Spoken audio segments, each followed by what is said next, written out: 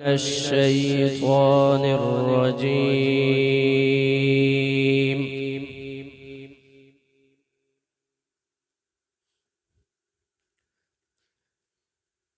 بسم الله الرحمن الرحيم.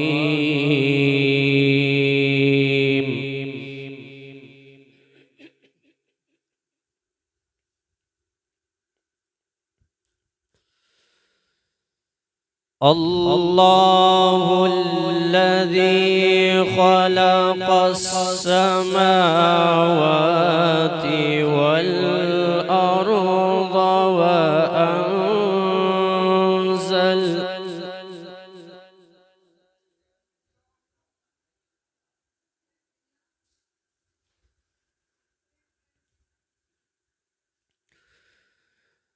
وأنزل من السماء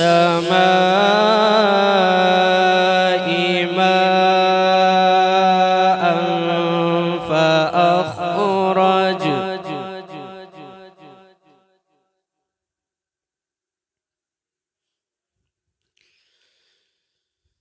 فأخرج به من الثمرات رزقا لكم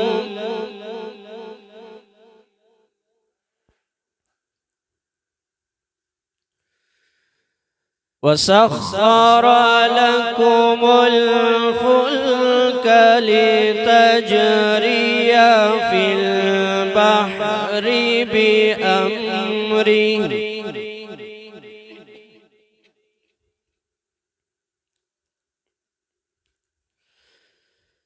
وسخر لكم الأنهار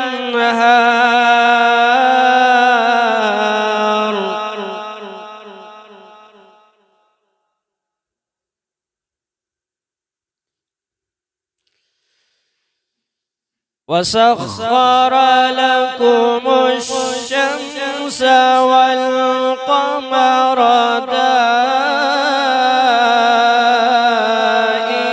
دائبين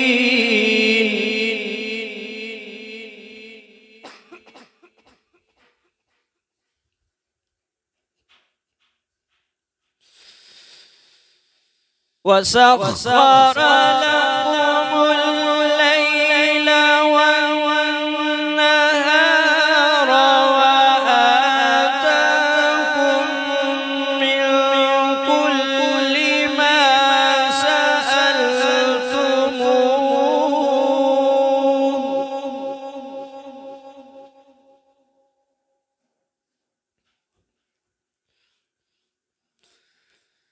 وإن تعدوا نعمة الله لا تحصوها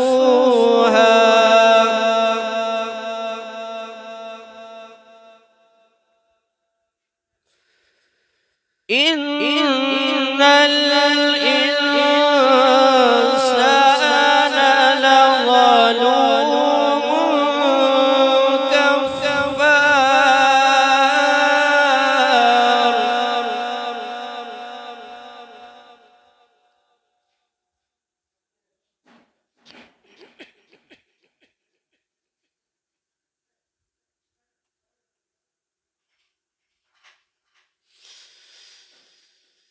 وإذ قال إبراهيم رب اجعل هذا البلد آمنا واجنبني وبني أن نعبد الأصنام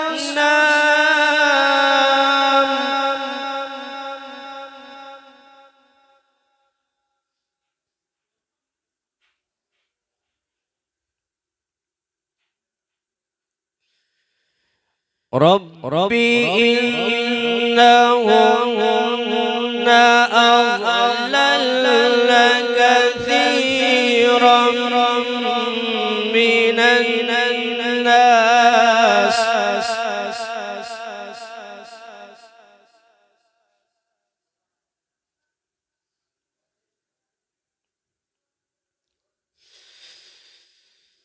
ربي إنهن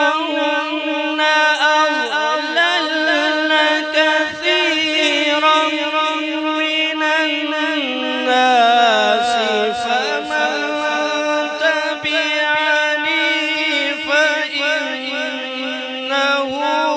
مني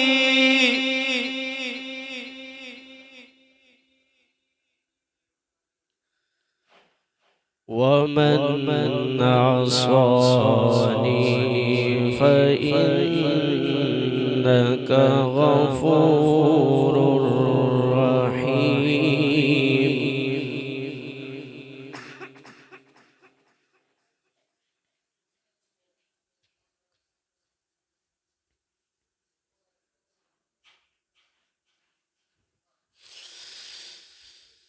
ربنا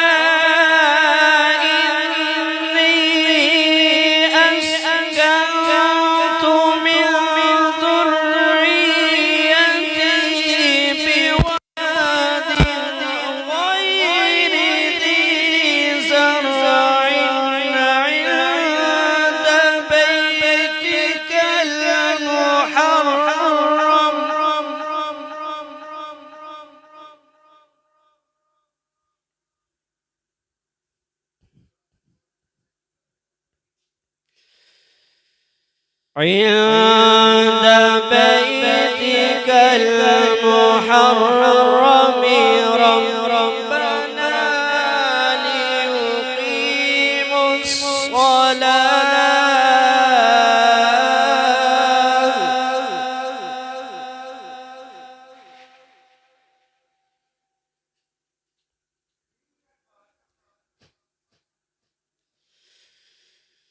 ربنا ليقيموا الصلاة فاجعل أفئدة من الناس تهوي إليهم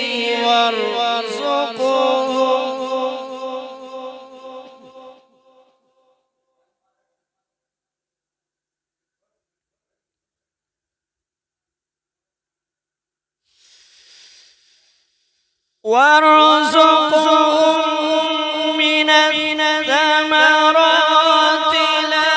لعلهم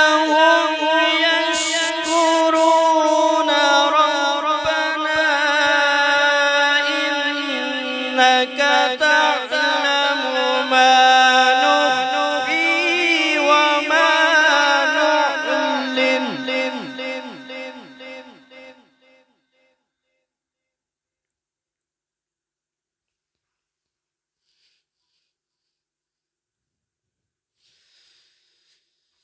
وما يخفى على الله من شيء في الأرض ولا في السماء.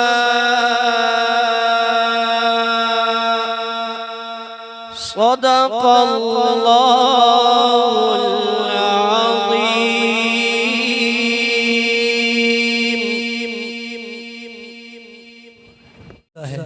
कि वो उम्र नहीं देखता कि ये इसकी उम्र कितनी है।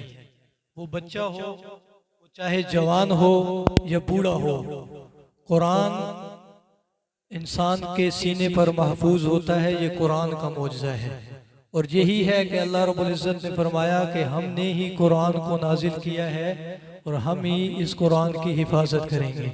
और ये हिफाजत है कुरान की। चाहे कहीं से भी कुरान को ख़त्म करने की कोशिश की जाए, मुसलमान के दिल से कुरान को नहीं निकाल सकते। तो इसी आप हजरात ने अभी कारी साहब की खूबसूरत अंदाज, खूबसूरत आवाज़ और लहजे के साथ अल्लाह रब्बुल इज़्ज़त का पाक कलाम सुना है, कुरान सुना है। तो आइए मैं आप हजरात को साहिब कुरान की बात सुनाता हूँ। सुनेंगे इंशाअल्लाह। थोड़ा अगर आप नाराज ना हो तो करीब आ जाएं मेरे। हम लोग इख्तिसार के बैठे हैं, लेकिन आप यकीन माने कि आप चुने हुए लोग हैं।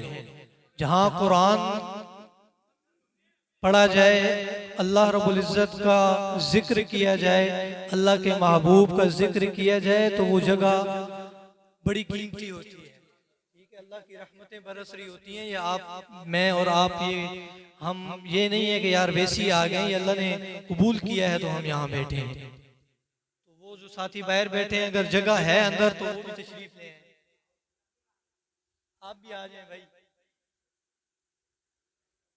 जो साथी अंदर आ सकते हैं वो अंदर आ जाएं, ताकि एक महफिल का बाकायदा माहौल बन जाए। हमारे मेहमान खसूसी जो हैं वो तशरीफ ला चुके हैं, इंशाल्लाह कुछ देर तक उनका बयान होगा। तो अब आप पंजाबी में नात सुनाई जाए कि उर्दू में सुनाई जाए? उर्दू में सुनाई जाए। चलो इंशाल्लाह दो ही सुनाए, पंजाबी सुना सा, उर्दू भी सुना सा इंशाल्लाह। सुनिएगा, दुरूद शरीफ पढ़ लें। अल्लाह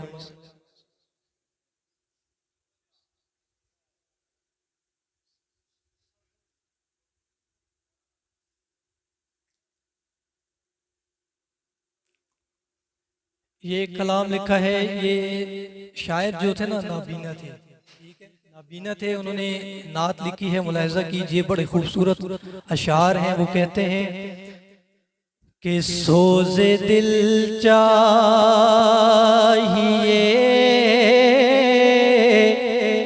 चश्मे नम चाहिए,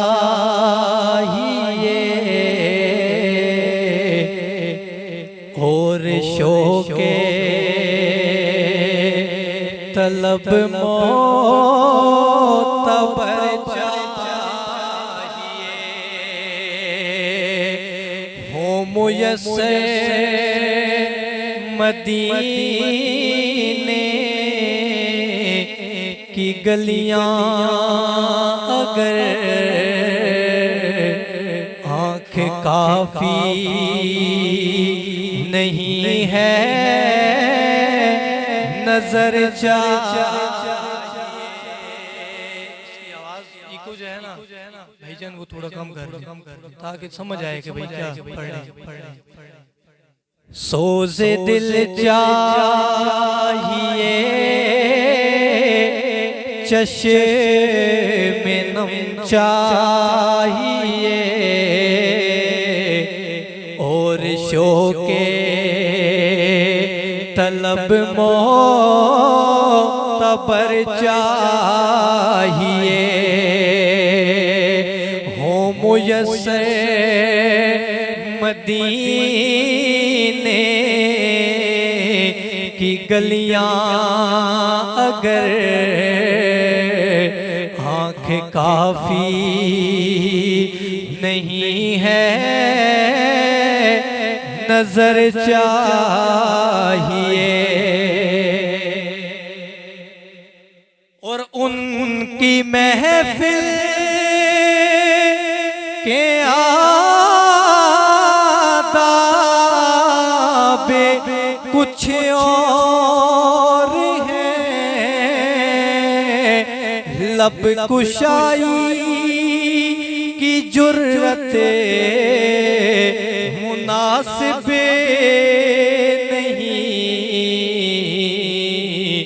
उनकी सरकार में इल्तिजा के लिए जुम्बिशे लब नहीं, चश्मे तर चाहिए। मोहब्बत से कहें सुभान अल्लाह, बुलंद आवाज से कहें सुभान अल्लाह, शौक के साथ कहें सुभान अल्लाह, मोहब्बत के साथ, ज़ौक़ के साथ बैठे। आपका जितना ज़ौक़ होगा मैं उतने ज़ौक़ के साथ, आप खामोश होंगे तो फिर मैं भी ऐसी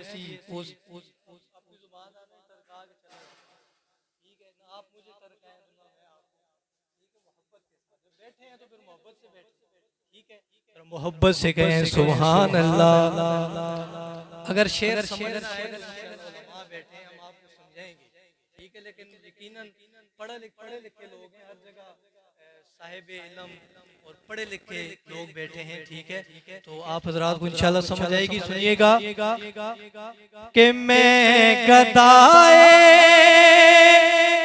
दरे शाहे कोने हूँ, शीश महलों की मुझको जरूरत नहीं,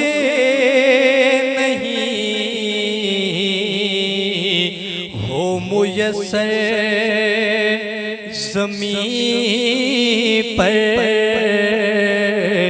के ज़ेरे ज़मीं,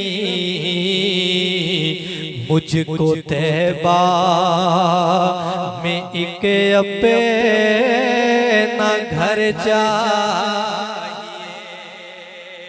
हो मुयस्सर ज़मीं पर के ज़ेरे ज़मीं,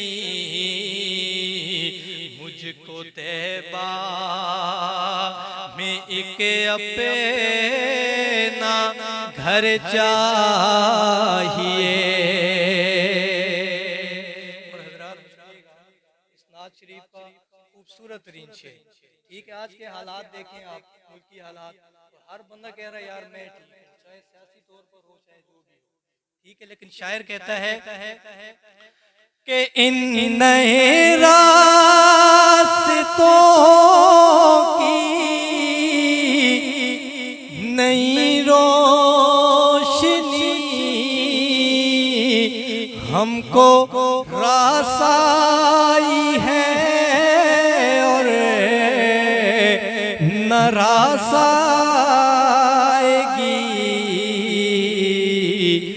हमको खोई हुई रोशनी चाहिए, हमको आईने खैरुल बशर चाहिए, हमको खोई हुई रोशनी चाहिए, हमको आईने खैरुल बशर चाहिए।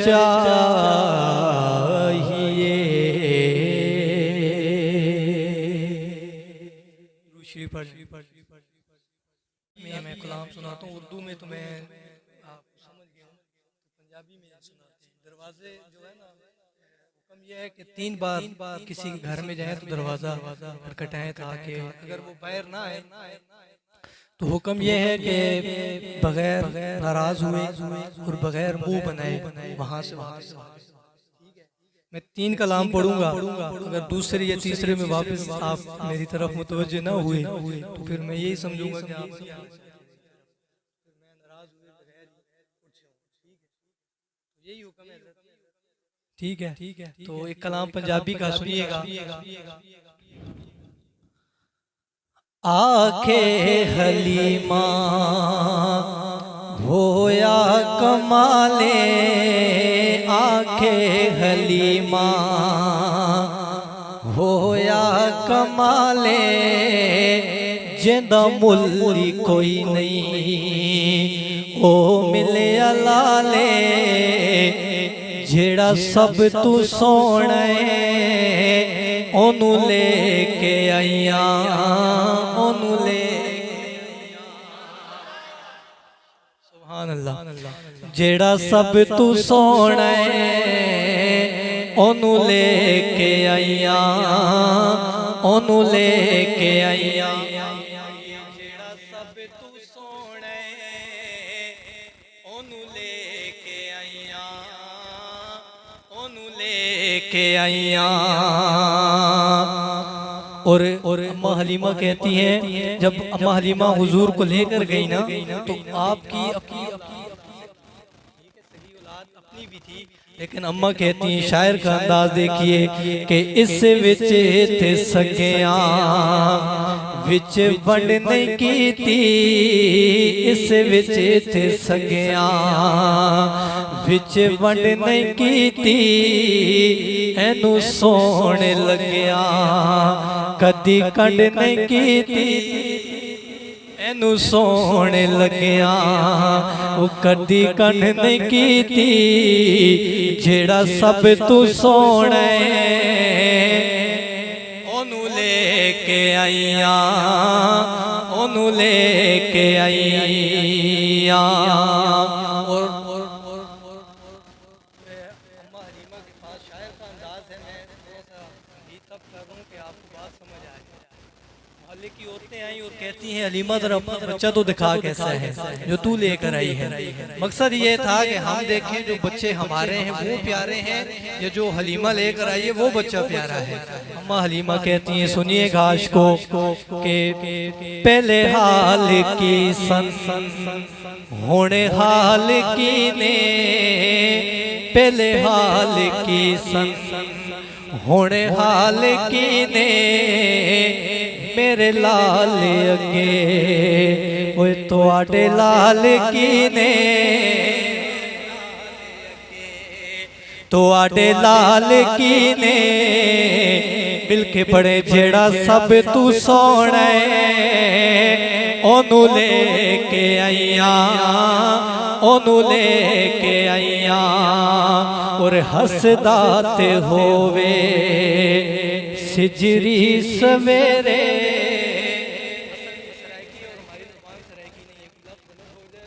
नाराज नहीं होइएगा, हसदात होवे सिजरी सवेरे, हसदात होवे सिजरी सवेरे, उठू चन चुमेंदा उठू चम चुमेंदा, ओए जिथे रखदा पैरे उठू चम चुमेंदा, जिथे रखदा पैरे जेड़ा सब तू सोहना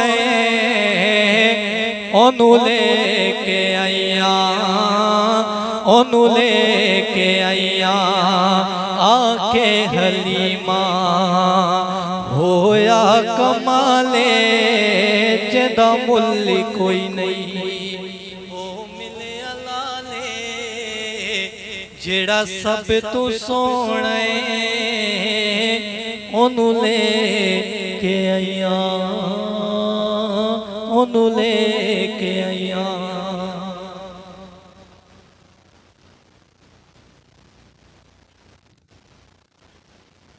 पंजाबी में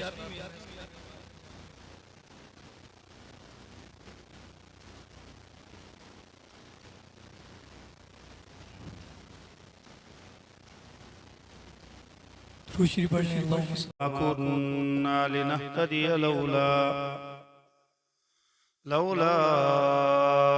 अन हदानल्लाह।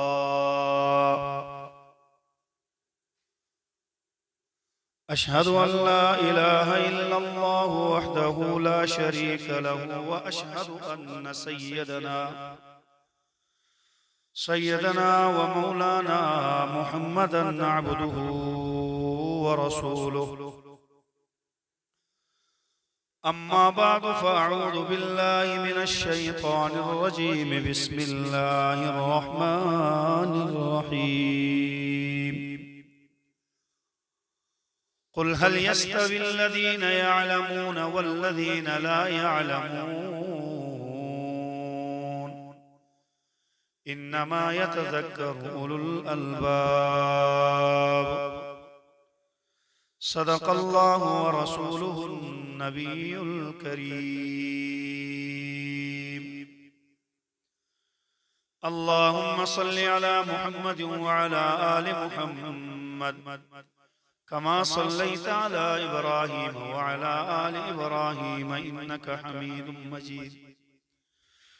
अल्लाहुम्मा बारिक अला मुहम्मद व अला आलि मुहम्मद कमा बारकता अला इब्राहीम वअला आलि इब्राहीम इन्नका हमीदुम मजीद। सुब्हानक ला इल्म लना इल्ला मा अल्लमतना इन्नका अंतल अलीमुल हकीम। रब्बि इश्रह ली सदरी व यस्सिर ली अमरी वहलुल उक़दतम मिन लिसानी यफ़क़हू क़ौली।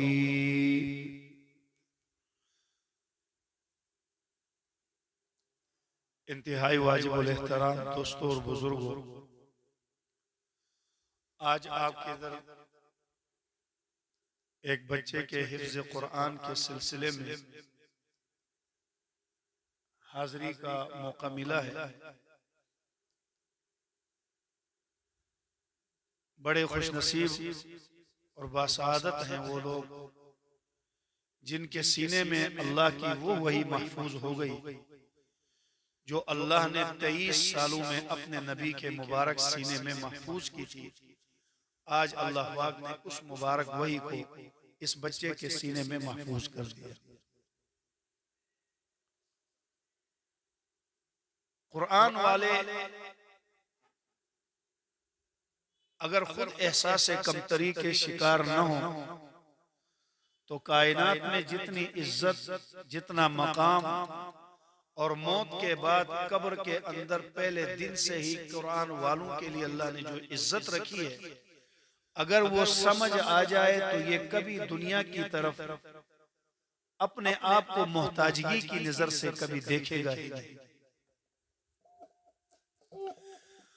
एक मशहूर हमारे बुजुर्ग गुजरे हैं, अमीर शरीयत सैयद अताउल्लाह शाह साहब बुखारी रहमतुल्लाह अलैह। एक मर्तबा मुफस्सिर कुरान हजरत सूफी अब्दुल हमीद साहब रहमतुल्लाह ताला अलैह, इनसे हमने बुखारी शरीफ का दूसरा हिस्सा पढ़ा है। सबक के दौरान हमने पूछा, हजरत आजकल सैयद अब्दुल मजीद नदीम शाह साहब कुरान पढ़ते हैं तो बड़ा लाजवाब कुरान पढ़ते हैं, सुना है कि शाजी की तरह कुरान पढ़ते हैं। तो सूफी साहब की आंखों में आंसू हुए, रोते हुए कहा, शाजी जैसा कुरान पढ़ने वाला न हमने सुना है और न अब कयामत तक कोई सुन सकेगा। कैसा कुरान पढ़ता था। मुल्तान की मुजफ्फरगढ़ में जलसा हुआ, कैसे लोग इस तरह टेंट लगे हुए थे और डंडे नीचे नसब थे। तूफानी हवा चली, ऐसी तूफानी हवा चली, शाजी झूम झूम के कुरान पढ़ रहा है। शाजी शाजी था, लोग उसके मजे में ऐसे मुस्तगरक हैं। हवा से डंडे उठे और इतनी तेज हवा थी, जब डंडे झूमने लगे लोगों को लगे तो लोगों ने डंडों को यूं पकड़ लिया और कुरान सुन रहे हैं। डंडों को पकड़ के कुरान सुन रहे हैं और इतनी तेज की हवा चली कि वो खेमे जब उड़ने लगे तो शाहजी ने यूं आसमान की तरफ देख के कहा, रब्बा कुरान पढ़ने नहीं देता, मुझे कुरान पढ़ने नहीं देता। शाहजी ऐसा वली था, जबान से कहने की देर थी, हवा थम गई, लोगों ने डंडे छोड़ दिए, फिर शाहजी का कुरान सुनना शुरू कर दिया।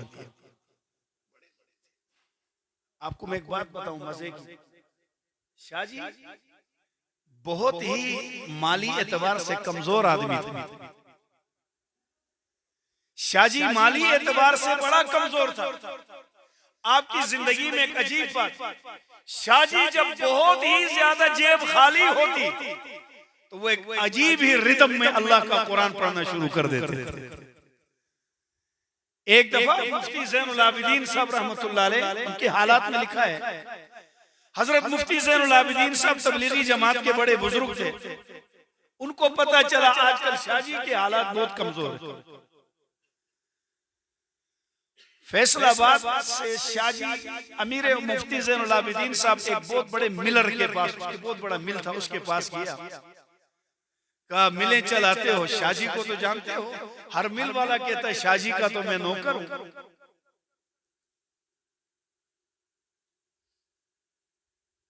वो शाहजी खुद फरमाते थे, हमारे चाहने वाले तो इतने हैं, जब तकरीर करता हूं तो लोग कहते हैं वाह शाहजी, वाह शाहजी। जब तकरीर करता हूं तो वाह शाहजी, जेल चला जाता हूं तो आ शाहजी, वोट मांगता हूं तो ना शाहजी, वोट आपको नहीं देंगे। मुफ्ती ज़ैनुल आबिदीन साहब ने फरमाया शाहजी के हालात बहुत कमजोर हैं आजकल, चले जरा शाहजी का ख्याल रखें। कहते उस मिल वाले को लेकर शाहजी के घर आए तो पता चला शाहजी मदरसे में। अमीर शरीयत अंदर गए, मुफ्ती ज़ैनुल आबिदीन साहब अंदर गए, सामने देखा मदरसे के तालिब इल्मों के साथ बैठकर कुरान का मश्क कर रहे, किसी को कुछ सिखा रहे। शाहजी आए, मुलाकात हुई, मुफ्ती ज़ैनुल आबिदीन साहब हाथ मुसाफा हुआ। वो मिलर आज मेरा जैसा मौलवी मालदार के साथ अगर बैठे तो उसके साथ ऊपर नीचे हो जाएगा, क्योंकि कुरान तो मैंने पढ़ा है, पर कुरान से जो इस्तिफादा करना चाहिए वो मैं खुद नहीं कर सका। मैंने हमेशा अपने आप को छोटा समझा है। शाहजी शाहजी था।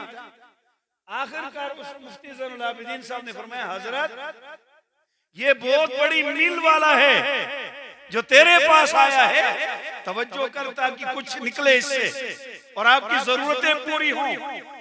शाहजी ने अजीब जुमला का थे जवाब थे। शाहजी ने पूछा मुफ्ती साहब कौन है? कहा बहुत बड़े मिल वाला है। उसने कहा, शाहजी ने फरमाया मुझे मिल वाले नहीं दिल वाले चाहिए, मुझे मिल वाले नहीं चाहिए, मुझे दिल वाले चाहिए जिनका दिल रात को भी धड़कता हो अल्लाह अल्लाह से, दिन को भी धड़कता हो अल्लाह अल्लाह, मुझे मिल वाले। खैर ये कुरान करीम जिसने जो नेमत अल्लाह ने जिस बच्चे को अता फरमाई, उस प्यारे बच्चे से मैं ये कहूंगा बेटा अल्लाह ने बहुत बड़ी नेमत आपको दी। ये अल्लाह की कसम मैं आपको उठाकर कहता हूं, इस रास्ते में हमारे अपने 20 साल से ऊपर का अरसा हो गया। फारिग होने के बाद से अब तक पढ़ना पढ़ाना, मदरसे में रहना, मदरसे की चटाई पे मुल्क के तूलो अर्ज में प्रोग्राम पैगाम लेकर जाना, मैं कहता हूँ जितनी इज्जत की अल्लाह ने हमें खिलाई है, मैं कहता हूँ शायद किसी को नहीं खिलाई। तो मुझे जरूरत क्या पड़ी है कि इतना कुरान दिल में लेकर फिर किसी और के आगे हाथ फैलाऊं। हाफिजुल हदीस अब्दुल्ला दरखास्ती रहिमहुल्लाह कोई मामूली आदमी नहीं, 1 लाख हदीस, मेरे नबी के 1 लाख इरशादात जबान की नोक पर महफूज थे। वो हाफिजुल हदीस मदीना मुनव्वरा में आपके हालात जिंदगी में अजीब बात लिखी है। आप जब भी मदीना मुनव्वरा जाते आपको इजाजत थी, आप रसूल अकरम सल्लल्लाहु अलैहि वसल्लम के रोजे के कोने पर बैठते और एक ही मजलिस में नबी पाक को कहते ए अल्लाह के नबी तेरे इरशादात है तुझे सुना रहा हूं। एक ही मजलिस में 20-20 हजार हदीसें पढ़कर नबी पाक को सुनाते। ये वो हाफिजुल हदीस, आप इनके हालात जिंदगी में पढ़े। जिंदगी के आखिरी अय्याम में ये 3 हजरात उम्रे पर गए। हजरत मौलाना मुफ्ती महमूद रहिमहुल्लाह, जिनके वालिद अब्दुल बासित साहब ने भेर शरीफ वाले बुजुर्गों के पास मुफ्ती महमूद को पकड़ के ले गए। अर्ज किया हजरत मेरे बेटे के लिए दुआ फरमाएं। भेर शरीफ वाले बड़े बुजुर्ग, मुफ्ती महमूद के वालिद ने कहा मेरे बेटे के लिए। मौलाना फजलुर रहमान के दादा ने कहा हजरत मेरे बेटे के लिए दुआ फरमाएं, अल्लाह इनसे दीन के लिए काम ले ले। तो भेर वाले बुजुर्ग कांपने लगे और फरमाया क्या बात करते हो, तेरे एक बेटे से मैं तेरी 3 नस्लों से कुफर को लरसता हुआ देख रहा हूं। आज मुफ्ती महमूद की 3री नस्ल पहुंच चुकी है, कुफर परेशान है। अर्ज कर रहा था मुफ्ती महमूद रहिमहुल्लाह, गुलाम गौस हजारवी साहब रहिमहुल्लाह, अब्दुल्ला दरखास्ती रहिमहुल्लाह, ये हजरत उम्रे पर चले। ये अब्दुल्ला दरखास्ती के करामात में अजीब वाक़या आपको बता रहा हूं। हजरत दरखास्ती रहिमहुल्लाह 2 दिन रह गए हैं, वापसी हो रही है मदीने से। हजरत ने अपने रुफका से मुफ्ती महमूद साहब से, गुलाम गौस हजारवी साहब से कहा मैंने नहीं आना, आप लोग जाएं। उसने कहा खाला जी का घर तो नहीं है कि मैंने नहीं आना है, तो कोई छजक्के से हरिपुर थोड़ी है अपनी मर्जी से शाम को आएगा। हाँ, परसों पासपोर्ट वीजा खत्म है, सऊदी वाले उठाएंगे जहाज में फेंकेंगे। उसने कहा सऊदी वाले तो तब फेंकेंगे जब कमली वाले की इजाजत होगी। ये आपकी जिंदगी का अजीब वाकया है। मुफ्ती महमूद समझ गए हाफिजुल हदीस है, कोई इशारा है। कहा मैंने रात को ख्वाब में इमामुल अंबिया हजरत मोहम्मदुर रसूलुल्लाह सल्लल्लाहु अलैहि वसल्लम का दीदार किया। इससे बड़ा मालदार और कौन है बाबा। हम बातें बुजुर्गों की सुनाते हैं, कुरान दिल में लेकर कभी इसकी जेब पे नजर, कभी इसकी जेब पे नजर, तो फिर वो हालात हमारे साथ कैसे होंगे। कहा आज रात प्यारे नबी का दीदार हुआ और ख्वाब में फरमाया अब्दुल्लाह इतनी जल्दी भी क्या है जो जा रहे हो, 2-4 दिन हमारे पास और ठहर। ये हजरत के वाकयात में लिखा है, ये शाफात के दौर के अवाइल थे। ये उससे ख्वाब आया है बाज़ाब्ता, उन्होंने कहा कि आने वाले लश्कर में ये जो हमारे पास ग्रुप आते हैं इसमें एक आदमी ऐसा ना, गवर्नमेंट की तरफ से पैगाम आया अब्दुल्ला दरखास्ती, और कुदरत की शान ऐसे हालात पैदा हो गए हजरत के 5 दिन का वीजा एक्सटेंड हो गया, वहीं पे रह गए। और मुफ्ती महमूद गुलाम गौस हजारवी हजरत आ गए, हजरत 5 दिन और रहे। फरमाया था इतनी जल्दी भी क्या है। अगला जुमला, फिर आइंदा की तेरी मेरी मुलाकात होती है या नहीं, इतनी जल्दी न कर, कुछ दिन हमारे पास रहे। अब्दुल्ला दरखास्ती 5 दिन और रहा। 5 दिन गुजर गए, वो हजरत पहले गए। 5 दिन के बाद हजरत पाकिस्तान आए। पाकिस्तान आकर दूसरे दिन दुनिया से ये बड़े थे। वो अब्दुल्ला दरखास्ती जिसकी ये सिफत सुनाई, फरमाया करते थे जिसको अल्लाह ने कुरान की दौलत से नवाजा है। मैं अपने उस बेटे से कहूं जिसने कुरान हिफ्ज़ किया, बेटा ये उसका कौल है। फरमाया जिसको अल्लाह ने कुरान की दौलत से नवाजा है वो फिर भी दुनिया के पीछे, दुनिया को इज्जत की नजर से देखता है और दुनिया के पीछे भागता है। मेरी नजर में खुदा की जमीन पर खुदा का इससे बड़ा नमक हराम और कोई नहीं कि तुम्हें अल्लाह ने कुरान की दौलत से नवाजा। कितनी बड़ी दौलत, कितनी बड़ी दौलत, इससे बड़ी दौलत क्या होगी। ये हदीस आप सबने सुनी होगी। मैं आपसे सवाल करता हूं, कौन सी हदीस?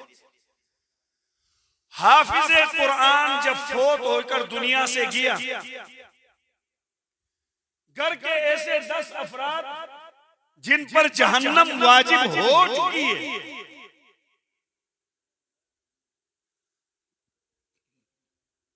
उनकी सिफारिश करेगा, अल्लाह उनको जन्नत में दाखिल करेगा। ये तो हाफिज की शान। आगे क्या फरमाया? हाफिज कुरान के वालिदैन को अल्लाह ऐसा ताज पहनाएगा, हाफिज कुरान के वालिदैन को ऐसा ताज पहनाएगा कि उस ताज की रोशनी सूरज के सामने, सूरज उसके सामने मांद पड़ जाएगा। दुनिया माफिया से ज्यादा कीमती ताज होगा जो अल्लाह उसके वालिदैन को पहनाएगा। सुभान अल्लाह कह दिया।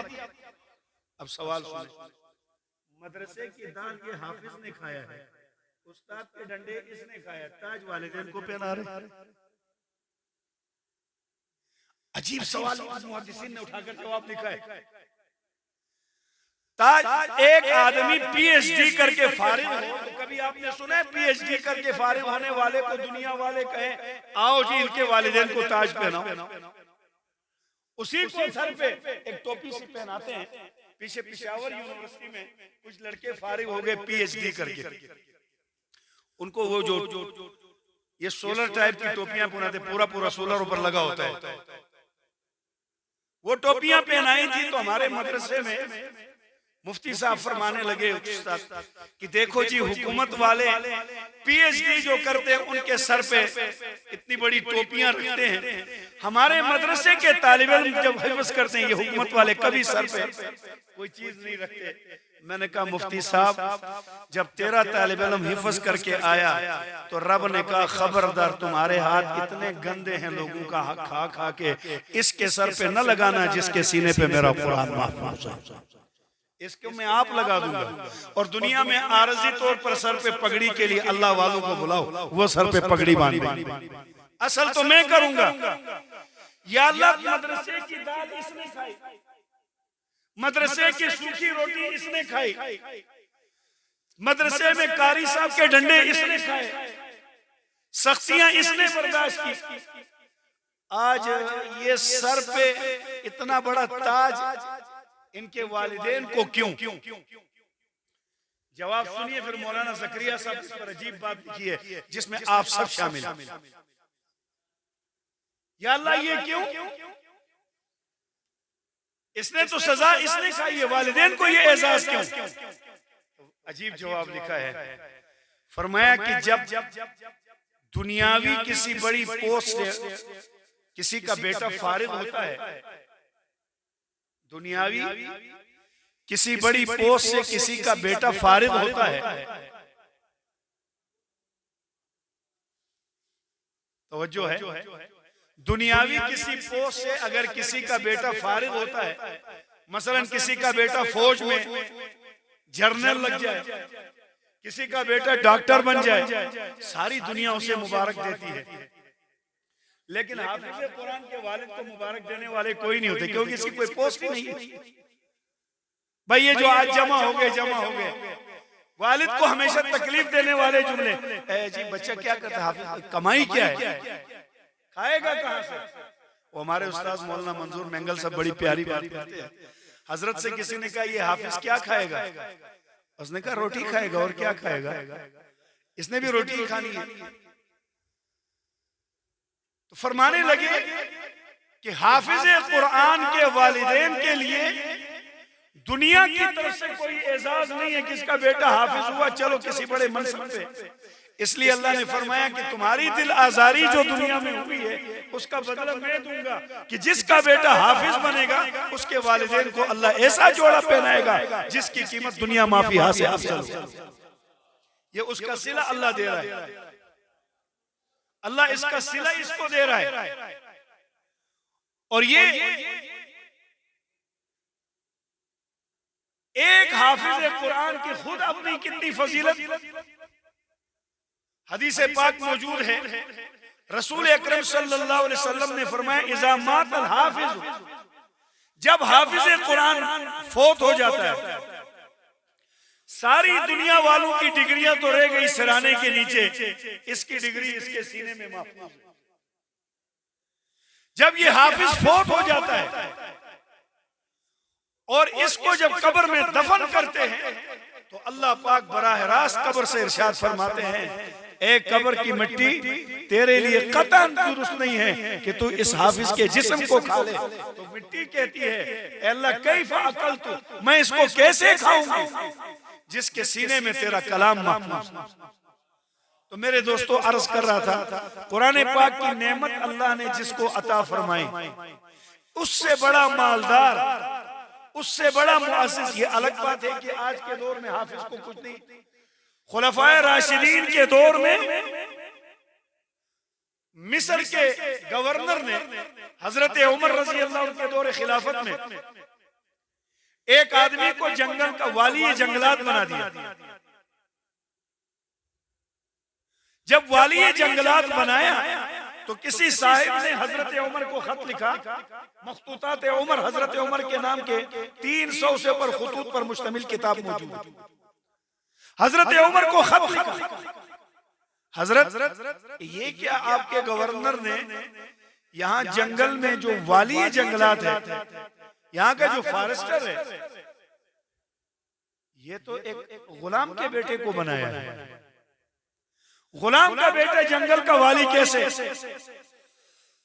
हजरत उमर रजी अल्लाह तआला ने अपने गवर्नर को खत लिख के पूछा, क्या वाकई आपने जंगलात का वाली किसी गुलाम के बेटे को बनाया है? उन्होंने जवाब दिया, जी हाँ, ए अमीरुल मोमिनीन। क्यों?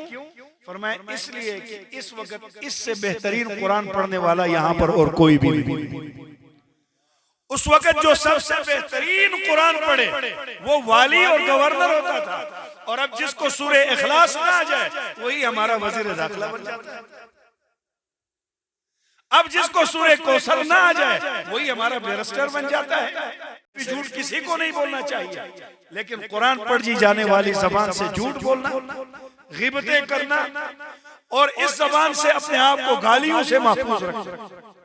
इसीलिए कुरान करीम के बारे में फरमाया, जो इसके हलाल को हलाल समझे, जो इसके हराम को हराम समझे, उस आदमी के लिए जन्नत की बशारत। इसलिए अल्लाह ने आपको एक मकाम दिया।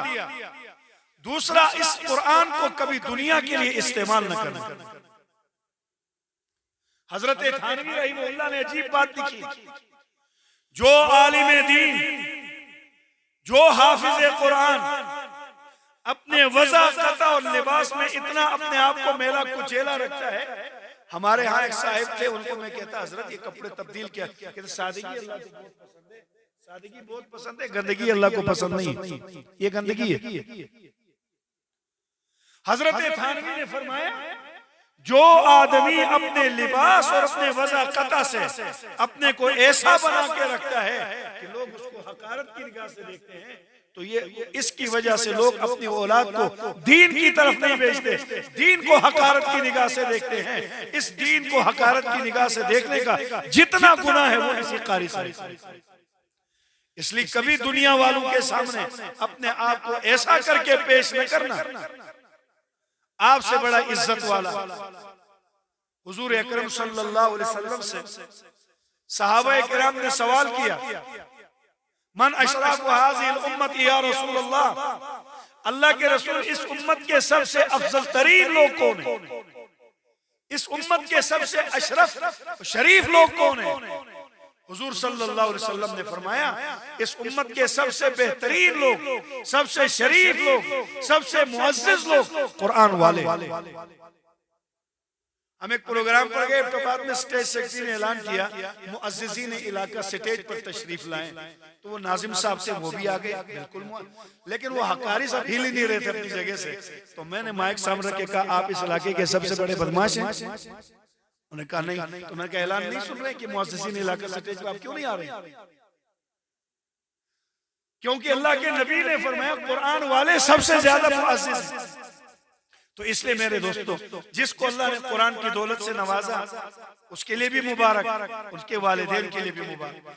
अब इस कुरान पाक से हसन बसरी रहमतुल्लाह ने एक किताब लिखी थी तहकीकात पर, आपके हालात जिंदगी में मिलता है। उस किताब को 12 साल लिखने में लगाया, उसके बाद 12 साल उस किताब की तहकीक में लगाई, कोई हवाला गलत तो नहीं है। फिर 12 साल की सोच में लगाया, आया ये मसाइल उम्मत को दूं या न दूं। 36 साल के बाद किताब उठा के दरिया में जिस मुरीद से फेंकवाई थी, कहा हजरत आपने क्यों फेंकी?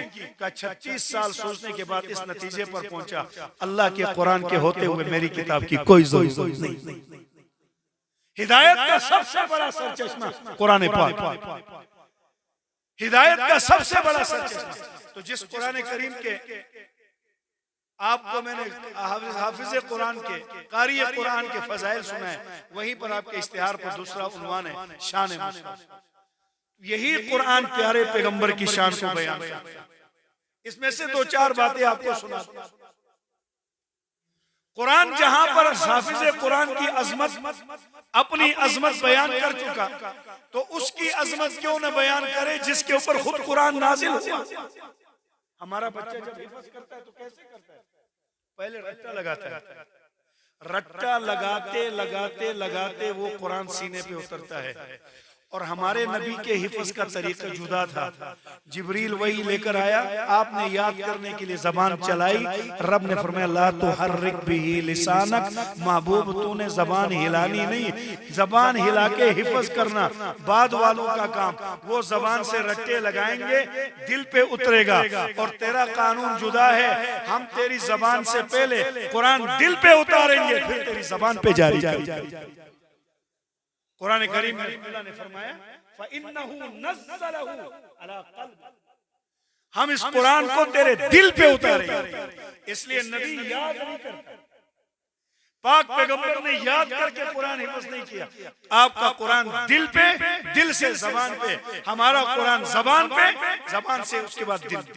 और एक पाक पैगंबर की शान देखिए, ये कुरान जो इस बच्चे ने हिफ्ज़ किया, 10 साल 15 साल 20 साल उम्र है, कुरान कहता है लो अंज़लना हाज़ल कुरान, अगर इस कुरान को हम उतारते कहां, अला जबलिन, किसी पहाड़ पर, लराइतहु खाशिअम मुतसद्दिअम मिन खश्यतिल्लाह, ऐ नबी आप देख लें कि इस कुरान को उतारते ही पहाड़ अल्लाह के खौफ से टुकड़े टुकड़े हो जाता है, रेजा रेजा हो जाता है। तो जो है कुरान अगर पहाड़ पे उतरे तो रेजा रेजा हो, या अल्लाह ये तेरा कलाम है सच, लेकिन इधर हमारे 15 साल के लड़के के दिल पे उतरा, ये तो रेजा रेजा नहीं हो। तू कहता है पहाड़ पे उतारे तो वो रेजा रेजा होगा, और अगर पहाड़ पे उतरे वो टुकड़े होता है, तो ये 7 साल का बच्चा जब सीने पे उतारता है, ये टुकड़े क्यों नहीं होता? इसको तो फट जाना चाहिए था। फरमाया कि पहाड़ को हम कुरान पे उतारते वो टुकड़े हो जाता। तुम्हारा बच्चा अगर कुरान को सीने में महफूज करके निखरता है तो ये कमाले मुहम्मदी है। हमने कुरान को बराह रास्त पहाड़ पे उतारा होता वो टुकड़े होता, इस पे उतारते ये भी टुकड़े होता। इसलिए हमने इस जलाले खुदाबंदी को, कुरान जलाले खुदाबंदी है, पैगंबर जमाल है, अल्लाह जलाल है, फरमाया हमने अपने जलाल को फ़इन्नहु नज़्ज़लहु अला क़ल्बिका, वो पूरे अल्लाह के जलाल को हमने मोहम्मद के जमाली दिल में उतारा। जमाली दिल से होकर जब तुम्हारे पास आया तो आफियत से तुम्हारे दिलों के अंदर महफूज हो। ये भी मेरे नबी का काम, ये पैगंबर के उस जमाली दिल का काम। अब कुरान करीम ने उस पैगंबर के कुछ आदाब बयान किए। देखिए कुरान करीम जहां अपने अदब सिखाता है, जहां हाफिज को उसकी हैसियत समझाता है, जहां उसके वालिदैन के इतने फजाइल सुने, तो साहिब कुरान के लिए क्या कहता है? दुनिया में कोई आदमी अगर किसी के पास जाता है, सामने जा रहा हो तो आवाज देता है। अल्लाह ने अपने नबी की शान समझाई कुरान में, या अय्युहल्लज़ीना आमनू ला तरफ़ऊ अस्वातकुम फ़ौक़ सौतिन नबी, ऐ लोगों एक तो नबी के सामने जब हो तो अपनी आवाजें ऊंची न करना। ये पैगंबर की शान है कि आपके सामने ऊंची आवाज में न बोले। तभी तो हम कहते हैं, कभी कहते हो पैगंबर हर जगह मौजूद है, कभी कहते हो कि तकरीर पैगंबर के सामने या तो आवाज पस्त कर, या तो पैगंबर को बोलने दे, या अपनी आवाज पस्त कर। अगर आवाज पस्त नहीं कर सकते हो तो या अकीदा बदल या नजरिया तकरीर बदल। अकीदा भी नहीं छोड़ते और पैगंबर के सामने गुस्ताखी भी करते हो। ला तरफ़ऊ अस्वातकुम, अदब सिखाया मेरे नबी के सामने अपनी आवाज ऊंची न कर। और एक दूसरों को जो पीछे से आवाजें देते हो, वला तजहरू लहू बिलक़ौली कजहरि बाज़िकुम लिबाज़िन अन तहबता अमालुकुम। कुरान ने फरमाया मेरे नबी को पीछे से ऐसे आवाज न देना जैसे तुम एक दूसरों को आवाज देते हो। देहात से एक सहाबी आया, पता नहीं था आदाब जिंदगी का। हुजूर अलैहिस्सलाम जा रहे हैं तो जैसे दुनिया में आगे जाने वाले को सब आवाजें देते हैं, उसी पर कयास करते हुए आवाजें दिया, या मोहम्मद या मोहम्मद या मोहम्मद। इधर वो आवाजें दे रहा है, ऊपर अल्लाह जिब्रील को उतार के अपने नबी का अदब सिखाया। फरमाया ला तजहरू लहू बिलक़ौली कजहरि बाज़िकुम लिबाज़िन, खबरदार जिस तरह तुम एक दूसरों को बुलाते हो मेरे नबी को ऐसे न बुलाना। होगा क्या? अन तहबता अमालुकुम, अल्लाह तुम्हारे सारे अमलों को तबाह कर। तुम्हारे किसी अमल की जरूरत नहीं, अदब पहले सीख। और अगर कोई आदमी नबी पाक के पीछे जाता, इतने में अल्लाह के नबी घर में दाखिल हो गए, तो दुनिया में क्या है? घर में दाखिल हो गया, आदमी दस्तक देता है। अल्लाह ने फरमाया खबरदार मेरा नबी घर में दाखिल हो दस्तक देकर मत। वलौ अन्नहुम सबरू हत्ता तखरुज इलैहिम, फिर बैठे रहो बाहर इंतजार में, हत्ता तखरुज इलैहिम, यहाँ तक कि वो खुद निकल के बाहर आ जाए तो उनसे बात करना। उनसे पहले तुम्हें बुलाकर बात करने की इजाजत नहीं। हत्ता कि सहाबा किराम, अगरचे आयत मनसूख हो गई है, लेकिन सहाबा के दौर में एक अदब ये भी था, अगर किसी ने इंतजार किया और हुजूर तशरीफ लाए, अब हुजूर से बात करनी है, तो फरमाया बात कैसे करो? बात करने से पहले फक़द्दिमू बैन यदै नजवाकुम सदका, पहले कुछ सदका दो, उसके बाद मेरे नबी से बात, ताकि उसके अंदर कोई कमी कोताही हो तो सदका तुम्हारी तलाफी का जरिया बन जाए। साथ शान सिखा दी, अदब सिखा दिया। देखिए अल्लाह पाक ने आपके जाती नामों में आपका नाम बगैर नुक्ते का इंतखाब करना। हजरत मुफस्सिरीन नुक्तों पर जब बास लिखते तो क्या लिखते हैं? नुक्तों से नाम में कमजोरी आती है। अगर एक नुक्ता भी कम पड़ जाता है तो नाम माने में तब्दीली आ जाती है। महरिम था, जीम के नीचे नुक्ता लगाया जाता, तोता था, दो ता हटा के दो ता लगा दिया, तोता कर दिया, माना कुछ और हो गया। अगर किसी आदमी का नाम इसहाक है, आखिर से दो नुक्ते हटा दो तो पढ़ा ही नहीं जाता। नुक्तों से कमी आती है, इसीलिए अल्लाह ने अपने जाती नाम को नुक्तों के बगैर रखा है, ताकि जाती नाम में कमी का शाइबा भी ना हो। और मोहम्मद करीम के जाती नाम को बगैर नुक्तों के रखा है, मोहम्मद, और उतने हुरूफ पर रखा है जितने हुरूफ पर अपने नाम को अल्लाह, और अपने नाम के साथ बगैर नुक्ते के जैसे वो रखा, वैसे ये कि असल नाम में यहाँ भी कमजोरी ना है, वहां भी कमजोरी ना है। इसीलिए तो कहा था खूब नाम है मोहम्मद है ए मोमिनो, जिसमें नुक्ता भी रब को गवारा नहीं, रब को उसका इतना भी बर्दाश्त नहीं। और आप सल्लल्लाहु अलैहि वसल्लम को हर हैसियत से अल्लाह ने ऐसा बनाया। आखिरी एक वाक़या सुना के इजाजत चाहूंगा। मदीना मुनव्वरा में हुजूर अक़दस सल्लल्लाहु अलैहि वसल्लम जब तशरीफ लाए तो ये उलमा बैठे, यहूद के उलमा में से अब्दुल्ला बिन सलाम बहुत बड़े आलिम थे, बाद में सहाबी रसूल बने रज़ी अल्लाह ताला अन्हु। जब ये तौरात और इंजील के बड़े माहिर थे, सुभान अल्लाह, यहूद ने इसको तैयार किया, क्यों ना आज मुसलमानों के नबी मोहम्मद से आपकी कोई गुफ्तगू हो जाए, पता चले कि वो कितना मजबूत है। उन्होंने कहा मैं चंद सवालात नोट करता हूं। उन्होंने चंद सवालात किसी रुके में नोट कर लिए कि तुम सब आना, मैं मोहम्मद से ये सवाल करूंगा। क्यों? इन सवालों का जवाब नबी के अलावा कोई नहीं दे सकता। बड़े आलिम थे। सवालात नोट किए और अपने दो चार साथियों को लेकर मस्जिद नबवी की तरफ चल पड़े। और यहूद बाहर इंतजार में है कि अब हमारा मुनाजिर किया है, बहुत बड़े आदमी थे, अब मुसलमानों के नबी को लाजवाब कर देगा। और इसने कहा था कि इनका जवाब नबी के अलावा कोई दे भी नहीं सकता।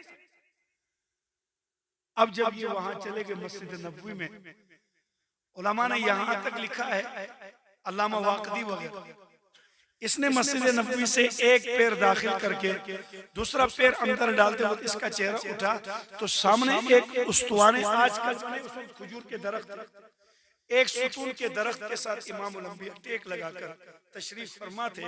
ये वो समा था जिस वक्त आपके मुबारक सर पर दस्तार मुबारक नहीं थी, आपने अपनी जुल्फें बिखेरी हुई थी, आप यूं तशरीफ फरमा।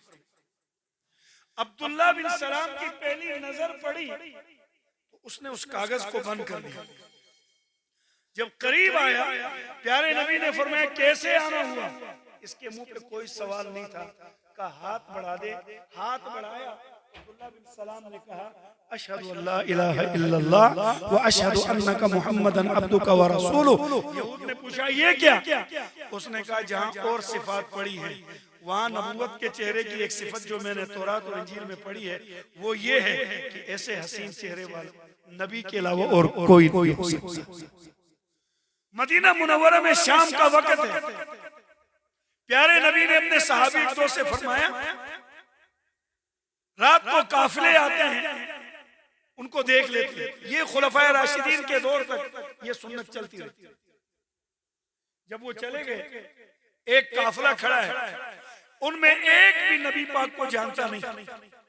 अल्लाह के नबी को एक घोड़ा पसंद आया काफिले। सुभान अल्लाह, जिस नबी के घर में 2-2 चांद तक खाने की रोटी नहीं होती थी, जिहादी घोड़े आपने 10 रखे हुए थे। जिहाद के लिए आपने 10 घोड़े रखे थे, 10 घोड़े। जो घोड़ा पसंद आता जिहाद की नियत से खरीद लिया। घर में रोटी नहीं है पर जिहाद के लिए तलवार जरूर खरीदी। आप अलैहिस्सलाम को घोड़ा पसंद आया, आपने फरमाया ये घोड़ा सौदा करो। 20 वसक खजूरों पर सौदा होगा। सादे लफ्ज़ों में 2 टोकरा खजूर। उस जमाने में ये चीजें देकर चीजें ली जाती। 20 वसक खजूर, 2 टोकरा खजूर। हुजूर अलैहिस्सलाम ने फरमाया, वो जानते नहीं है ये नबी है। और ये घोड़ा उस मजमे में एक औरत का था। हुजूर नबी करीम सल्लल्लाहु अलैहि वसल्लम ने फरमाया, मैं घर से पैसे भिजवाता हूँ, आप घोड़ा दे दे, ले जाए, मैं खजूर भेज दूंगा, ले जाए। घोड़ा लेकर चले। कुछ देर के बाद अकल ने काम करना शुरू कर दिया, तो कहने लगे, अल्लाह की बंदी, वो अभी आएगा। कौन है? चुपके से हमने घोड़ा दे दिया। औरत ने इतना ही कहा, वो जरूर आएगी। कुछ देर गुजरी थी, 2 सहाबा आए, उन्होंने एक खजूर का टोकरा उनके सामने रख दिया। तो मजमे ने कहा, नहीं, हमारा सौदा एक टोकरे पर नहीं 2 टोकरों पर हुआ है। उन 2 सहाबा ने कहा, जिन पर सौदा हुआ है वो पीछे आ रहे हैं, ये हमारे नबी ने तुम्हारी मेहमानी के लिए भेजा कि ये मुसाफिर है, इनको खिलाओ। फट से कहने लगे, ये नबी था? कहा, ये हमारे आखिरी नबी हजरत मोहम्मद सल्लल्लाहु अलैहि वसल्लम थे, जिनके साथ आपका सौदा हुआ। पीछे से 2 सहाबा और आ गए, कहा, ये है भाई आपके सौदे की खजूरें। वो 2 खजूरें देकर चले गए। तो मजमे ने उस औरत से पूछा, आपको कैसे यकीन था ये आएगा? कहने लगी, खुदा की कसम, उसके चेहरे ने बताया ये झूठे का चेहरा नहीं, ये सच्चे का चेहरा। बात खत्म करूं। ए हाफिज़ कुरान, उस नबी के सीने पे उतरने वाला कलाम अल्लाह ने तुझे अता फरमा दिया। इस पर अल्लाह का शुक्र अदा कर। कभी जबान से झूठ न बोलना, कभी जबान से गीबत न करना, और कभी जबान को अपने बड़ों के खिलाफ इस्तेमाल न करना। फिर उस कुरान की नूरानियत अल्लाह आपको भी नसीब फरमाए, हम सबको नसीब फरमाए, आपके और हम सब की निजात का जरिया बना दे। व आखिर दावाना अनिल हम्दुलिल्लाह। रसूलिल करीम, अम्मा बादु फ़ाऊज़ु बिल्लाहि मिनश शैतानिर रजीम, बिस्मिल्लाहिर रहमानिर रहीम, इन्ना नहनु नज़्ज़लना ज़िक्र व इन्ना लहू लहाफ़िज़ून, सदक़ल्लाहुल अज़ीम। इंतहाई वाजिबुल एहतराम उलमाए किराम, बुजुर्गों, दोस्तों और आज़ीज़ भाइयों, तफ़सीली खिताब हज़रत का हो गया है। मैंने 5 से 7 मिनट गुफ्तगू करनी है और उसके बाद इंशाअल्लाह दुआ फरमाते हैं।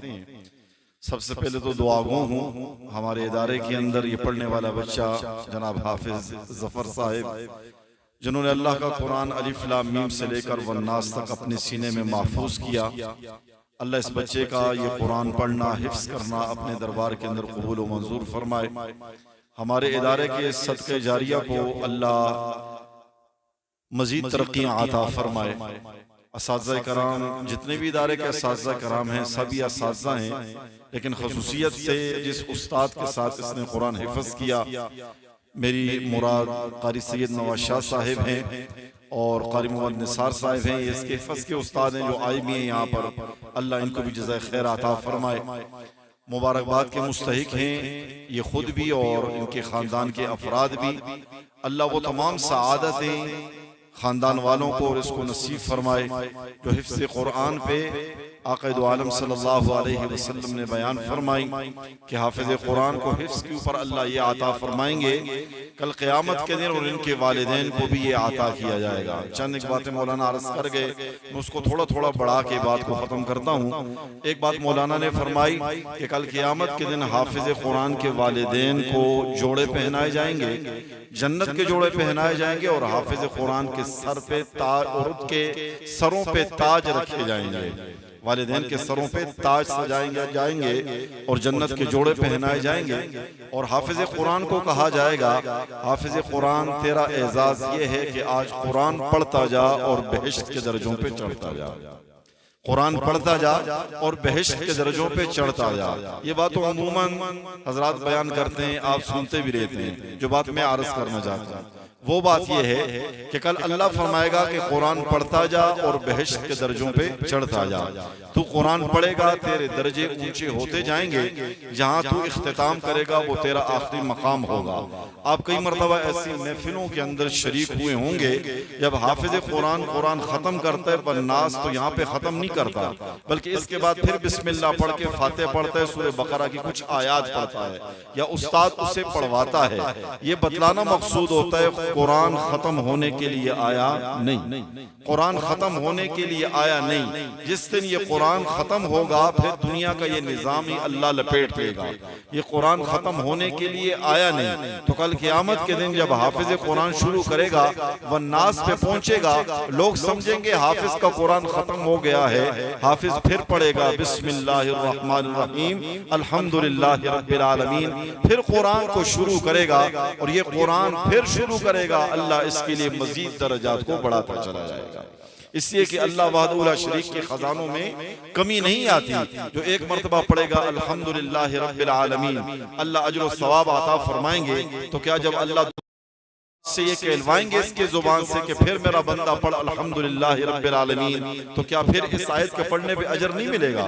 जैसे एक आयत के पढ़ने बार बार पढ़ने पर अजर व सवाब मिलता है, इसी तरह इसके बार बार पढ़ने के ऊपर अल्लाह दर्जात को बुलंद फरमाएंगे।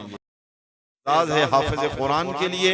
इससे ये जो मुआशरे के अंदर होता है कि बच्चे ने हिफ्ज कर लिया, बस कुरान का हाफिज बन गया, नाजरा मुकम्मल हो गया, अब मस्जिद के अंदर कहते हैं आपका बच्चा पढ़ने के लिए नहीं आता, तो आगे से कहा जाता है वालिदैन के तो उसका कुरान खत्म हो गया है, उसका कुरान खत्म हो गया इसलिए अब मस्जिद में नहीं रहा। ये मेरे अजीजों, अपने साथ भी जुल्म है, अपने साथ भी ज्यादती है और उस बच्चे के साथ भी ज्यादती है। मस्जिद के साथ, मदरसे के साथ अपने ताल्लुक को भी मजबूत कीजिए, अपने बच्चों के ताल्लुक को भी मस्जिद और मदरसे के साथ, उलमा के साथ, हुफ्फाज और कुर्रा के साथ मजबूत कीजिए। इसी के अंदर हमारी दुनिया और आखिरत की कामयाबी है। मैं अर्ज कर चुका हूँ, ये कुरान खत्म होने के लिए नहीं आया। वो मासूम बच्चे जो कुरान खत्म कर देते हैं 8-10 साल की उम्र में, और फिर हम उन्हें मस्जिद नहीं बेचते कि कुरान खत्म हो गया है। कुरान खत्म नहीं होता। ये जो बच्चा है ये अहकाम शरा का मुकल्लफ नहीं है। अल्लाह इससे इस दौरान अगर ये मर गया नहीं पूछेगा अल्लाह तूने नमाज क्यों न पढ़ी, तूने ज़कात क्यों नहीं दी, तूने रोजे क्यों नहीं रखे, इसलिए कि ये अहकाम शरा का मुकल्लफ नहीं है, इसलिए कि ये नाबालिग बच्चा है। लेकिन इसके पढ़ने में मेरे और आपका फायदा ये है कि मासूम बच्चा जब कुरान पढ़ता है अल्लाह इस पढ़ने का अजर व सवाब इसके वालिदैन को अता फरमाते हैं। इसलिए हमारी गरज और लालच ये भी होनी चाहिए कि मेरा बच्चा जब कुरान पढ़ेगा, मासूम बच्चा है, पढ़ेगा वो और अल्लाह अजर व सवाब मुझे अता फरमाएंगे। इसलिए अपने औलाद को मदारिस में भेजिए, अपने औलाद को मस्जिदों में भेजिए, अपने औलाद को उलमा के पास, कुर्रा और हुफ्फाज के पास भेजिए। कुरान ये पढ़ेंगे जब तक बालिग नहीं होते और अल्लाह आपके आमाल नामे में उसका अजर व सवाब लिखेंगे कि आप उसका जरिया और सबब बनेंगे। तो इस हवाले से भी ये बच्चा इंतहाई कीमती है। अल्लाह वहदहुल शरीक इसको अपने खानदान के लिए सदक़े जारिया बनाए और कुरान का इसने ये एक हक है, कुरान का हिफ्ज करना, वो हक इसने अदा किया। कुरान को सही तरीके से नाज़रे से पढ़ना ये कुरान का पहला हक है। जितना हो सके कुरान को हिफ्ज करना ये कुरान का दूसरा हक है। कुरान के तर्जुमे को सीखना ये कुरान का तीसरा हक है। इस पे मैं गुफ्तगू लंबी करता, लेकिन बस सिर्फ खुलासा अर्ज कर रहा हूँ। और फिर इस कुरान को जब सीख समझ लिया, इसके मुताबिक अपनी जिंदगी गुजारना, ये कुरान का चौथा हक है। और जब ये 4 हक हो गए पूरे, फिर ये रब का इस दुनिया के अंदर नाजिल शुदा उसका एक कानून है, उसका एक निजाम है। फिर इस कुरान के निजाम को रब की धरती के ऊपर नाफिज करना, ये कुरान का 5वां हक है कि रब के इस निजाम को इस जमीन के ऊपर नाफिज किया जाए। तो इस बच्चे ने ये दूसरा हक अदा किया। हम भी कुरान के हुकूक को अदा करें, अपने उस्ताद के पास जाकर, अपने मस्जिद के हाफिज और कारी और आलिम के पास जाके हम अपना कुरान सुनाएं कि आप हमारा कुरान सुने, इसके अंदर कोई गलती तो नहीं है, ताकि हमारी गलती की इस्लाह हो जाए। मैंने सिर्फ नाजरा पढ़ा हुआ है, लेकिन मेरा नाजरा दुरुस्त है या गलत है, इसके पढ़ने से मुझे अजर और सवाब मिलेगा या इस पढ़ने के ऊपर मेरी पकड़ होगी, लिहाजा अपने इस्लाह की जरूरत है। और ये बच्चा कीमती इस हवाले से भी है कि आपने कभी सुना होगा, आजकल मोबाइल का दौर है, नेट का दौर है, और इलाकों में कई लोगों ने ऐसे तोते भी देखे होंगे कि जो गुफ्तगू करते हैं, जो बोलते हैं और इंसानों की बोली बोलते हैं। वो बोलते भी मुख्तसर से अल्फाज हैं, थोड़ी सी बोली बोलते हैं, लेकिन वो तोता बड़ा कीमती होता है। लोग कहते हैं ये बड़ा कीमती है। किसी मोहल्ले के अंदर किसी घर में वो तोता आ जाए, सारे मोहल्ले के बच्चे दौड़ के उस घर की तरफ जाते हैं। हाँ भाई, क्यों इस घर जा रहे हो? इसलिए जा रहे हैं कि इस घर के अंदर एक तोता है जो बोलता है, एक तोता है जो बोलता है। मौलाना ने भी कुछ तोते की बात की, मैं भी तोते की बात करता हूँ, लेकिन अंदाज कुछ और है। वो तोता है जो बोलता है, तोता है जो बोलता है। बोलता भी सारा नहीं है, थोड़ी सी बोली बोलता है, थोड़ी सी गुफ्तगू करता है, लेकिन ये तोता हमारे मुआशरे में उन घर वालों के लिए बड़ा कीमती है। जब पूछा जाए क्यों कीमती है, इसकी कीमत इतनी क्यों है, सब इसको देखने के लिए क्यों आते हैं। आगे से कहा जाता है तोता है, लेकिन बोली ये इंसानों वाली बोलता है। तोता होके बोली इंसानों वाली बोलता है, इसलिए कीमती है। तो जो कुरान का हाफिज है, ये बंदा अल्लाह का होके अल्लाह की बोली बोले, तो क्या ये कीमती नहीं होगा? जिस तरह तोता इंसानों की बोली बोल के कीमती है, ये अल्लाह की बोली बोल के कीमती है। अल्लाह के हाँ इसकी भी बड़ी कद्र व कीमत है, लेकिन इस कद्र व कीमत को हम समझें। मेरे आजीजों, एक बात तो ये हो गई, 2 बातें अर्ज और करूं, एक तोते ही की हवाले से और एक और गुफ्तगू इस हवाले से, अकीदे और नजरिए का मसला। कुरान के अंदर 114 सूरतें इस बच्चे ने अपने सीने के अंदर महफूज की हैं। ये कुरान की 114 सूरतें हैं। आप कुरान को पढ़ेंगे, किसी भी मस्जिद से उठा के, किसी भी घर के अंदर जो कुरान पढ़ा हो, आप उठाएंगे, उस कुरान की जहां सूरत शुरू होगी, वहां पर आपको एक बात लिखी हुई नजर आएगी। बाद सूरतों के साथ लिखा होगा ये सूरत मक्की है, और बाद सूरतों के साथ लिखा होगा ये सूरत मदनी है। मक्की के अंदर उतरने वाली सूरतों को मक्की कहा जाता है, या ज्यादा हिस्सा जो मक्के में उतरा उसको मक्की कहा जाता है, और जो मदीने में उतरी या ज्यादा हिस्सा मदीने में उतरा, उन सूरतों को मदनी कहा जाता है। अकीदे और नजरिए का मसला ये है कि कुरान के अंदर बाद सूरतें मक्की हैं, कुरान के अंदर बाद सूरतें मदनी हैं। ये इस बात की दलील है कि अल्लाह के नबी हर जगह हाजिर नाजिर नहीं। हाजिर नाजिर जात सिर्फ और सिर्फ एक अल्लाह की है। अगर अल्लाह के नबी भी हर जगह हाजिर नाजिर होते, मक्के में भी होते, मदीने के अंदर भी होते, फिर सूरतें मक्की और मदनी न होती। सूरतों का मक्की मदनी होना इस बात की दलील है कि हर जगह मौजूद जात सिर्फ और सिर्फ किसकी है? अल्लाह की है। इसलिए बात सूरतें मक्की है और बात सूरतें मदनी है। तोते के हवाले से लोगों ने नजरिया बना लिया, ये पर्ची उठाएगा 10 रुपए की चूरी से खिलाओ, ये जो पर्ची उठाएगा उसके अंदर मेरी किस्मत लिखी होगी, मेरे साथ ये होगा, मुझे नफा होगा, मेरा नुकसान होगा। पिंडी के रोडों के ऊपर लोगों ने तोते बिठाए हुए हैं, 10 रुपए फीस वसूल करके वो पर्ची निकाल रहा है। ये कामयाब है, ये नाकाम है, इसकी शादी होगी नहीं होगी, कारोबार में नुकसान है, कारोबार में फायदा है, खुद बेटा फुटपाथ पे है, लोगों की तकसीमें वो कर रहा है। मेरे अजीजों, कभी हाथ देखने वाले वो हाथ देख रहे हैं, तोते को भी पता नहीं है, हाथ की लकीरें देखकर कहा जा रहा है इसकी किस्मत के अंदर ये है, इसकी किस्मत के अंदर ये है। किस्मत का ताल्लुक हाथ की लकीरों से नहीं है। इसीलिए किसी ने कहा किस्मत तो उनकी भी होती है जिनके हाथ नहीं होते। जिनके हाथ नहीं, क्या उनकी किस्मत नहीं है? इससे मेरे अजीजों, अपने अकायद और नजरियात को भी हम कुरान के मुताबिक डालें, कुरान को पढ़ें, कुरान को समझें, कुरान के मुताबिक अपनी जिंदगी गुजारने की कोशिश करें। करें। और जैसे ये बच्चा इसने कुरान हिफ्ज किया, आगे अल्लाह वहदहू ला शरीक इसको मजीद जो कुरान के हुकूक हैं वो पूरा करने की इसे तौफीक अता फरमाए। अल्लाह खानदान वालों के लिए इसे सदका जारिया बनाए। मेरे समेत जितने असातिज़ा कराम और जितने साथी और दोस्त उसके उस इदारे से चलकर यहाँ तक आए हैं, अल्लाह सबको जज़ाए खैर अता फरमाए। अल्लाह इस बच्चे को खानदान वालों को मैं फिर एक मर्तबा मुबारकबाद देता हूँ।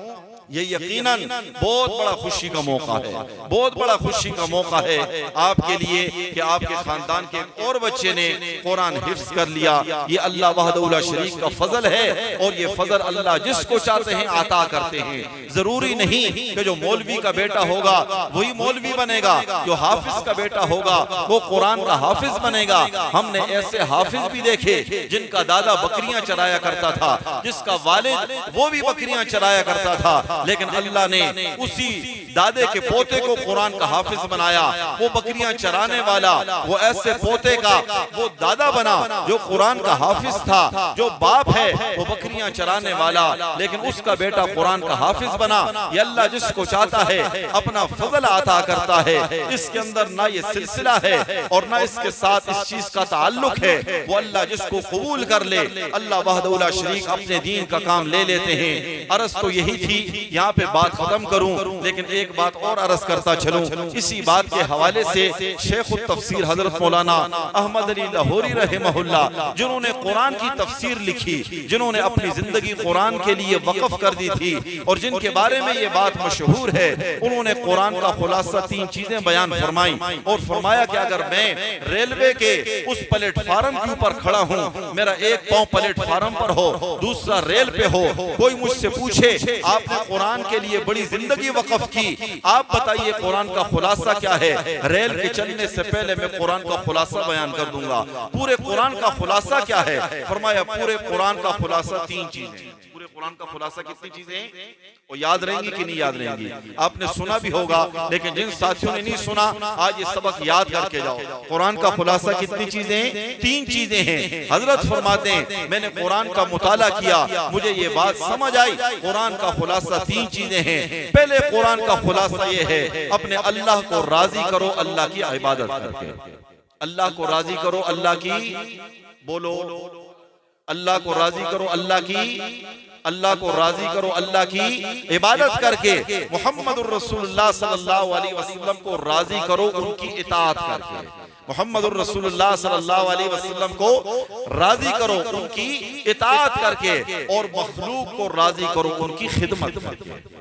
मखलूक को राजी करो उनकी खिदमत करके, अल्लाह को राजी करो उसकी इबादत करके, मुहम्मदुर रसूलुल्लाह सल्लल्लाहु अलैहि वसल्लम को राजी करो उनकी इताअत करके और मखलूक को राजी करो उनकी खिदमत करके। ये पूरे कुरान का खुलासा। लेकिन जानते हैं अहमद अली लाहौरी रहमहुल्लाह हैं कौन? ये वो हस्ती हैं जिसका ताल्लुक मुसलमान खानदान के साथ नहीं है। हमारा तो बाप, हमने तो अपने बाप को भी मुसलमान देखा, दादे को भी मुसलमान देखा, परदादे को भी मुसलमान देखा, लेकिन जिसने कुरान की ये तफसीर लिखी है और कुरान का ये खुलासा बयान किया है, उसका ताल्लुक पीछे जो नस्ल है वो मुसलमानों की नहीं है, वो सिख घराने के साथ ताल्लुक रखने वाले हैं। लेकिन अल्लाह ने कुरान की खिदमत ली, अल्लाह ने अपने दीन के लिए कबूल किया तो मुसलमान हुए और फिर अपनी जिंदगी को कुरान के लिए वक्फ किया, फिर कुरान की तफसीर लिखी। इसीलिए किसी कहने वाले ने, लिखने वाले ने लिखा, कहने वाले ने कहा ये अल्लाह वहदहू ला शरीक जिसको कबूल फरमा ले उससे कुरान की खिदमत ले। खानदान, नसब, ये चीजें इंसान को कल क़यामत के दिन बचा नहीं सकती। मेरा ताल्लुक फलाने खानदान के साथ है, सैयद खानदान के साथ है, हाशमी खानदान के साथ है। अल्लाह ने कबूल किया कुरान के लिए या नहीं कबूल किया, इसीलिए एक सिख घराने से ताल्लुक रखने वाला अहमद अली लाहौरी मुसलमान होके कुरान के लिए अल्लाह ने कबूल किया, वो कुरान की तफसीर लिख रहे हैं। दूसरी तरफ सैयद खानदान से ताल्लुक रखने वाला वारिस शाह, वो दुनिया के इश्क मजाजी के अंदर डूब के हीर रांझे की मोहब्बत पे मबनी एक किताब लिख लिखता है, जिसका नाम किताबे हीर रखता है। वारिस शाह सैयद का बेटा होके किताबे हीर लिखता है। और सिख घराने से ताल्लुक रखने वाले अहमद अली लाहौरी को अल्लाह ने दीन के लिए कबूल किया, मुसलमान होके कुरान की तफसीर लिखते हैं। या अल्लाह जिससे अपने दीन की खिदमत ले ले, इससे मेरे अजीजों हम दीन के लिए इस्तेमाल हो जाएं। दीन के ऊपर हमारा एहसान नहीं है, हम कुरान की खिदमत के लिए अल्लाह हमें कबूल कर ले। कुरान पे ये कोई हमारा एहसान नहीं है। इस कुरान के ऊपर अमल करने से और दीन के अंदर लगने से खुद हमारी दुनिया और आखिरत की कामयाबी है। जो कहा अल्लाह अमल समझ की तौफीक अता फरमाए। वमा अलैना इल्लल बलाग। दुआ फरमा लेते हैं। आमीन। अल्हम्दुलिल्लाहि रब्बिल आलमीन अर्रहमानिर रहीम मालिकि यौमिद्दीन। अल्लाहुम्मा सल्लि अला सय्यिदिना मौलाना मुहम्मदिन व बारिक व सल्लिम सुम्मा सल्लि अलैहि रब्बि जअलनी मुकीमस सलाति व मिन व तक़ब्बल दुआ। रब्बना इग़फिर ली व लिवालिदैया व लिलमुमिनीना यौमा यक़ूमुल हिसाब।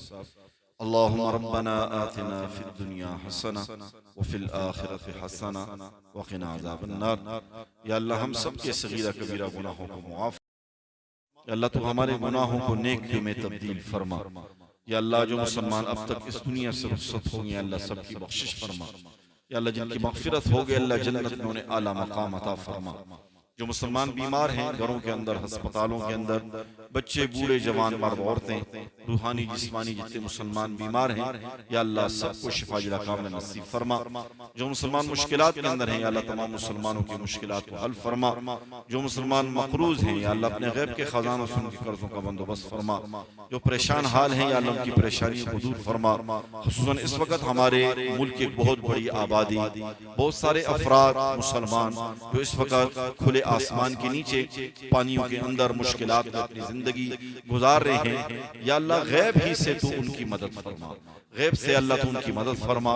और या अल्लाह ऐसी जमीन व आसमानी आफात से या अल्लाह तू हम सब की हिफाजत फरमा। या अल्लाह जो मुसलमान बे औलाद हैं उन्हें नेक सालेह औलाद अता फरमा। जिनकी औलाद है, या अल्लाह उन्हें अपने वालिदैन का फरमा बरदार बना। या अल्लाह हम सबको हलाल खाने और कमाने की हिम्मत और तौफीक अता फरमा। हराम खाने से, हराम कमाने से और हराम जगहों में खर्च करने से या अल्लाह तू हमारी हिफाजत फरमा। या अल्लाह हमारी जान और मालों की हिफाजत फरमा। या अल्लाह इज्जत और आबरू की हिफाजत फरमा। या अल्लाह ये हमारे भाई अजीज हाफिज जफर, या अल्लाह इसका कुरान पढ़ना अपने दरबार के अंदर कबूल और मंजूर फरमा। एक एक हरफ के पढ़ने पर या अल्लाह इसे अज्र सवाब अता फरमा। अपने वालिदैन के लिए, खानदान के अफराद के लिए, अपने असातिज़ा के लिए, अपने इदारे के लिए या अल्लाह इस बच्चे को सदक़े जारिया बना। या अल्लाह जितने मेहमान यहाँ पर तशरीफ लाए हैं, जहाँ से आए हैं, या अल्लाह सबको अपनी शान के मुताबिक जज़ाए खैर अता फरमा। या अल्लाह हम सबको इस्लाम वाली जिंदगी नसीब फरमा। खात्मा हमारा ईमान पे फरमा। हम सबको हरमैन की ज़ियारत नसीब फरमा। और जब हमारे जिस्म से रूह निकले और आखिरी हमारी जुबान के ऊपर अल्फाज ये आज़ीम कलमा हो, ला इलाहा इल्लल्लाह मुहम्मदुर रसूलुल्लाह सल्लल्लाहु तआला अला खैरि खल्क़िही मुहम्मद व अला आलिहि व सहबिही अजमईन।